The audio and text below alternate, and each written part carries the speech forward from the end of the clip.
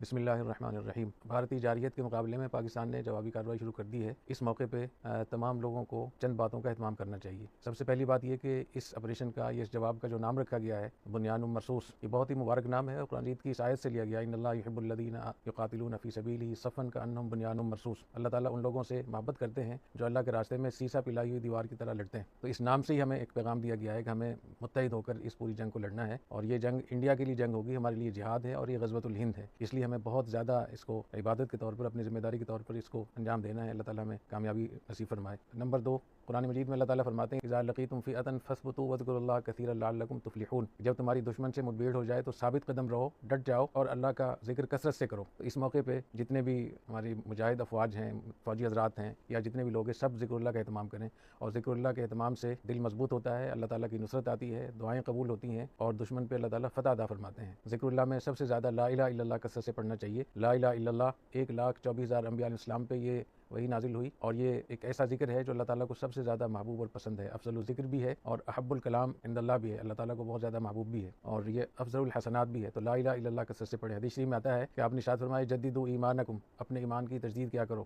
پوچھا کیسے ہم تجدید کریں؟ فرمایا اکثروا من قول لا الہ الا اللہ، لا الہ الا اللہ کثرت سے پڑھا کرو۔ تو اپنے ایمان کی بھی تجدید کرنی چاہیے، اور حدیث شریف میں آتا ہے کہ جب مومن لا الہ الا اللہ کہتا ہے تو آسمان کے دروازے کھل جاتے ہیں اور یہ لا الہ الا اللہ عرش الہی تک پہنچتا ہے۔ تو ایسے موقع پہ جب آپ لا الہ الا اللہ پڑھ رہے ہوں تو اللہ کے عرش تک آپ کے لیے کوئی بیچ میں کوئی رکاوٹ نہیں ہوتی، اس لیے بہت اس استحضار کے ساتھ لا الہ الا اللہ پڑھیں اور دعاؤں کا بھی اہتمام کریں۔ اور اسی طریقے سے لا الہ الا اللہ پڑھنے سے اللہ تعالیٰ ثبات قدم، استقامت عطا فرماتے ہیں۔ یثبت اللہ الذین آمنوا بالقول الثابت فی الحیات الدنیا وفی الآخرہ۔ خاص طور پہ جو ہماری مجاہد افواج ہیں ان کو اس کا لا الہ الا اللہ کا کثرت سے ورد کرنا چاہیے، وہ اپنی جنگ بھی کریں، اپنی ذمہ داری بھی ادا کریں اور زبان سے کثرت سے لا الہ الا اللہ کا اہتمام کریں۔ اسی طریقے سے حسبنا اللہ ونعم الوکیل، حسبنا اللہ ونعم الوکیل بھی کثرت سے پڑھیں۔ قرآن مجید میں آتا ہے کہ دشمنوں کی طرف سے جب یہ کہا گیا کہ سارے دشمن اکٹھے ہو گئے ہیں اور ان کو یعنی یہ خبر دی گئی کہ سارے دشمن اکٹھے ہو گئے ہیں تاکہ لوگ اس سے ڈریں، تو اللہ تعالیٰ نے ان کے ایمان کو، اس خبر سے اللہ تعالیٰ نے ان کے ایمان میں اضافہ فرمایا اور انہوں نے کہا حسبنا اللہ ونعم الوکیل، اللہ تعالیٰ ہی ہمیں کافی ہے اور اللہ تعالیٰ بہترین کارساز ہے، کام بنانے والا ہے اور نصرت کرنے والا ہے۔ تو اس موقع پہ سب لوگ حسبنا اللہ ونعم الوکیل کا اہتمام بھی کریں۔ جب بھی کوئی ایسی خبر ملے جس میں کوئی پریشانی کی بات ہو، خوف کی بات ہو، تو حسبنا اللہ ونعم الوکیل کا اہتمام کریں۔ ایسے ہی قرآن مجید میں یہ بھی آتا ہے کہ انبیاء علیہ السلام اور ان کے ساتھ اللہ والے جب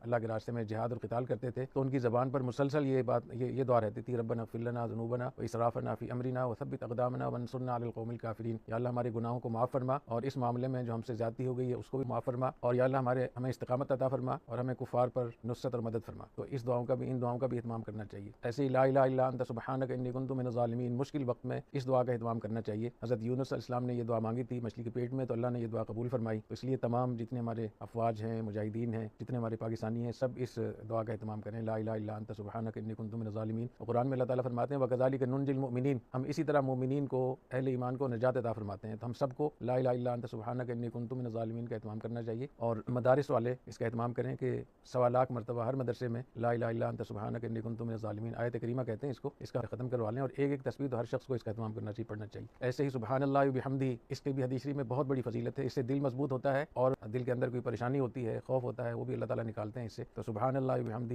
یہ بھی کثرت سے پڑھنا چاہیے۔ یہ تو ذکر اللہ کی بات ہوگی۔ تیسری ہے کہ مجاہدین کے لیے، اپنے سرفروش جانباز ہماری افواج کے لیے دعاؤں کا اہتمام کریں، انفرادی دعاؤں کا اہتمام بھی ہونا چاہیے اور اجتماعی دعاؤں کا اہتمام بھی ہونا چاہیے، اور فجر کی نماز میں قنوت نازلہ کا اہتمام ہونا چاہیے، کیونکہ آپ سب کو حضرات کو معلوم ہے کہ اس وقت میں اسرائیل اور ہندوستان کی حکومت اور ان کے ساتھ اور بہت سارے جو اسلام اور پاکستان کے دشمن ہیں وہ سب اکٹھے ہیں اور وہ سب مل کر حملہ آور ہیں۔ تو ایسے موقع میں قنوت نازلہ کا اہتمام کرنا چاہیے۔ چوتھی بات یہ کہ اپنی افواج کے حوصلہ بڑھانے کے لیے وہ تمام اقدامات کرنے چاہیے جس سے ہماری افواج کی حوصلہ، ان پر اعتماد کا اظہار ہو، ان کے فیصلوں پر اعتماد کا اظہار ہو، ان کے کارناموں پر ہمیں فخر ہو، اور ان کی حوصلہ افزائی کے لیے جو بھی اقدامات ہوں، ان کے چھاؤنیوں میں جانا، ان کے مورچوں پہ جانا، جہاں جہاں اس کی گنجائش ہو وہاں جائیں، ان کو پھول پیش کریں، اپنی ان کو حمایت کا اظہار کریں اور جلوس بھی نکالیں، میڈیا پہ بھی جائیں، سوشل میڈیا کو بھی آپ استعمال کریں۔ یہ سب جہاد میں شامل ہے، کیونکہ حضور اکرم صلی اللہ علیہ وسلم نے ارشاد فرمایا جاہدوا باموالکم وانفسکم والسنتکم، اپنے مال سے بھی جہاد کرو، اپنی جان سے بھی جہاد کرو، اپنی زبان سے بھی جہاد کرو۔ تو ایسے وقت میں سوشل میڈیا کا درست استعمال ایک بہت بڑا ہتھیار ہے، ہمیں خاص طور پہ اس کا اہتمام کرنا چاہیے، اور اس موقع پہ فیک نیوز سے، غیر مستند خبروں سے ہمیں بچنا چاہیے۔ ایسی خبریں، ایسی ویڈیوز، ایسے پکچر